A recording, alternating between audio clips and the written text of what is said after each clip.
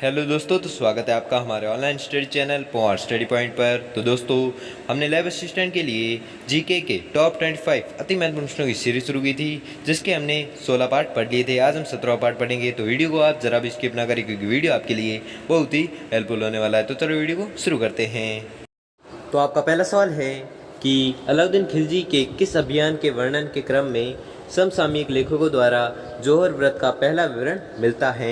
अलाउद्दीन खिलजी के किस अभियान के वर्णन के क्रम में समसामयिक लेखकों द्वारा जौहर व्रत का पहला विवरण मिलता है? तो किस अभियान में? रणथंभौर अभियान में। ठीक है, तो दोस्तों आपको 25% दिए जाएंगे, जिसमें से आपने कितने परसेंट सही किए हैं वो हमें जल्दी से जल्दी कमेंट करके जरूर बताएं। इसलिए मैं परसेंट बढ़ूँ उससे पहले आप उत्तर तैयार रखें, जिससे कि आपकी प्रिपरेशन होते रहे।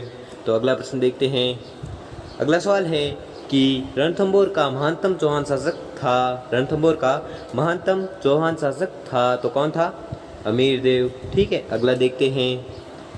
अगला सवाल है चौहान वंश के रणथंभौर शाखा का संस्थापक था, तो वह था गोविंदराज। ठीक, गोविंदराज था जो चौहान वंश के रणथंभौर शाखा का संस्थापक था। अगला देखते हैं। तो आपका अगला सवाल है कि सूफी संत ख्वाजा मोइनुद्दीन चिश्ती किसके शासनकाल में राजस्थान आए थे? तो आपका उत्तर होगा पृथ्वीराज चौहान के शासनकाल में। ठीक है, पृथ्वीराज चौहान के शासनकाल में कौन आया था राजस्थान? तो आपको याद रखना है सूफी संत ख्वाजा मोइनुद्दीन। अगला देखते हैं। अगला सवाल है कि कौन सा परमार शासक कविराज के नाम से विख्यात था? कौन सा परमार शासक था जो कविराज के नाम से विख्यात था? तो आपको याद रखना है वह था भोज परमार। ठीक है, भोज परमार था जो कविराज के नाम से विख्यात था। अगला देखते हैं। तो अगला सवाल है कि राय पिथौरा कहा जाता था। राय पिथौरा कहा जाता था, तो किसे कहा जाता था? पृथ्वीराज तृतीय को। अगला देखते हैं। अगला सवाल है कि तराइन का द्वितीय युद्ध में किसके हाथों पृथ्वीराज तृतीय की पराजय हुई? तो आपको याद रखना है यह हुई थी मोहम्मद गोरी के हाथों में पराजय हुई थी। अगला देखते हैं। अगला सवाल है तराइन के प्रथम युद्ध के संबंध में क्या सत्य है? तो आपको याद रखना है यह सत्य है कि पृथ्वीराज तृतीय के हाथों मोहम्मद गोरी की पराजय हुई। अगला देखते हैं। अगला सवाल है कि किसके साथ युद्ध में परमर्दी देव को अपने दो सेना नायकों आला व दल को प्राण गंवाने पड़े? तो वह युद्ध हुआ था पृथ्वीराज चौहान के साथ। ठीक है, अगला देखते हैं। तो अगला सवाल है कि पृथ्वीराज चौहान ने विजय नीति का अनुसरण किया क्योंकि वह अपने संबंधियों से छुटकारा पाना चाहता था। उसमें दिग्विजय की भावना थी, विदेशी शत्रुओं को नष्ट करना चाहता था। यानी कि इसका उत्तर होगा उपयुक्त सभी। ठीक है, अगला देखते हैं। अगला सवाल है कि किस चौहान वंशी शासक ने अजमेर में संस्कृत विद्यालय की स्थापना की थी? किस चौहान वंशी शासक ने अजमेर में संस्कृत विद्यालय की स्थापना की थी? तो अगला सवाल है कि पृथ्वीराज चौहान ने विजय नीति का अनुसरण क्यों किया था? क्योंकि वह अपने संबंधियों से छुटकारा पाना चाहता था। उसमें दिग्विजय की भावना थी, विदेशी शत्रुओं को नष्ट करना चाहता था। यानी कि इसका उत्तर होगा उपयुक्त सभी। अगला देखते हैं। अगला सवाल है कि किस चौहान वंशी शासक ने अजमेर में संस्कृत विद्यालय की स्थापना की थी? किस चौहान वंशी शासक ने अजमेर में संस्कृत विद्यालय की स्थापना की थी? तो आपको याद रखना है वह था विग्रहराज चतुर्थ। विग्रहराज चतुर्थ वह राजवंशी था या चौहान वंशी था जिसने अजमेर में संस्कृत विद्यालय की स्थापना की थी। अगला देखते हैं। अगला सवाल है कि किस चौहान वंशी शासक ने हरिकेली की रचना की थी? किस चौहान वंशी शासक ने हरिकेली की रचना की थी? तो आपको याद रखना है वह था विग्रहराज चतुर्थ। ठीक है, विग्रहराज चतुर्थ था जिसने हरिकेली की रचना की थी। यह संस्कृत नाटक है। ठीक है, आपको याद रखना है। अगला देखते हैं। तो आपका अगला सवाल है कि श्री अजय राज संस्थापक थे।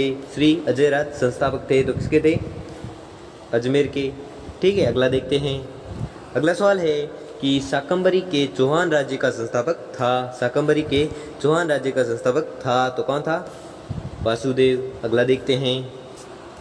अगला सवाल है कि पृथ्वीराज रासो के अनुसार राजपूतों के 4 वंश परमार, चालुक्य, परिहार व चाहमान है, तो वह है अग्निवंशीय है। ठीक है, चारों क्या है? अग्निवंशीय है। अगला देखते हैं। अगला सवाल है कि पृथ्वीराज रासो का रचनाकार था। पृथ्वीराज रासो का रचनाकार था, तो कौन था?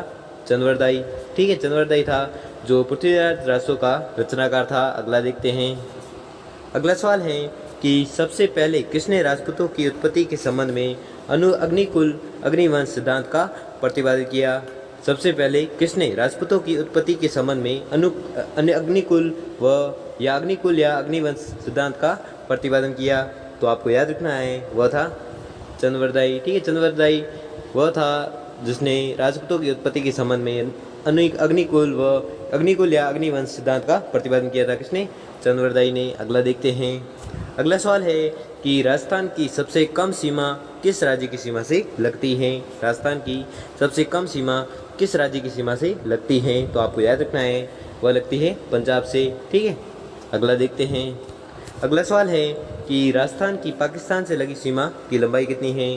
राजस्थान की पाकिस्तान से लगी सीमा की लंबाई कितनी है? तो आपको याद रखना है यह लंबाई है 1070 किलोमीटर। ठीक है, अगला देखते हैं। अगला सवाल है कि राजस्थान की पूर्व से पश्चिम लंबाई कितनी है? राजस्थान की पूर्व से पश्चिम लंबाई कितनी है? तो आपको याद रखना है यह है 869 किलोमीटर। अगला देखते हैं।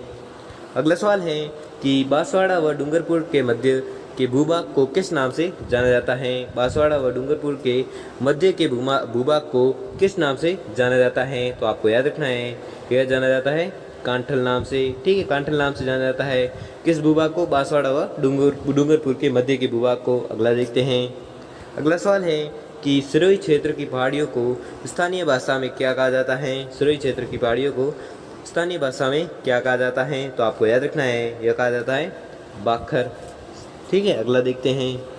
अगला सवाल है कि राजस्थान का सबसे ऊंचा पर्वत शिखर गुरु शिखर है, जिसकी ऊंचाई कितनी है? राजस्थान का सबसे ऊंचा पर्वत है जो गुरु शिखर है, जिसकी ऊंचाई कितनी है? तो आपको याद रखना है इसकी ऊंचाई है 1722 मीटर। अगला देखते हैं। तो आपका अगला सवाल है 56 बेसिन किस जिले में है? 56 बेसिन जो किस जिले में है? तो आपको याद रखना है यह है बांसवाड़ा में। ठीक है, अगला देखते हैं। अगला सवाल है कि पश्चिम मरुस्थलीय राजस्थान के लगभग कितने क्षेत्र को घेरे हैं? वह है 60% से अधिक। ठीक है, 60% से अधिक जो पश्चिमी मरुस्थल राजस्थान के 60% से भी अधिक घेरे रखा है। ठीक है, किसने? पश्चिमी मरुस्थल ने। तो दोस्तों आपने 25 में से कितने % सही की है वो हमें जल्दी कमेंट करके जरूर बताएं। और अगर आपको वीडियो अच्छा लगा हो या आपके लिए थोड़ा सा भी हेल्पफुल साबित हुआ तो वीडियो को लाइक और चैनल को सब्सक्राइब करें। धन्यवाद।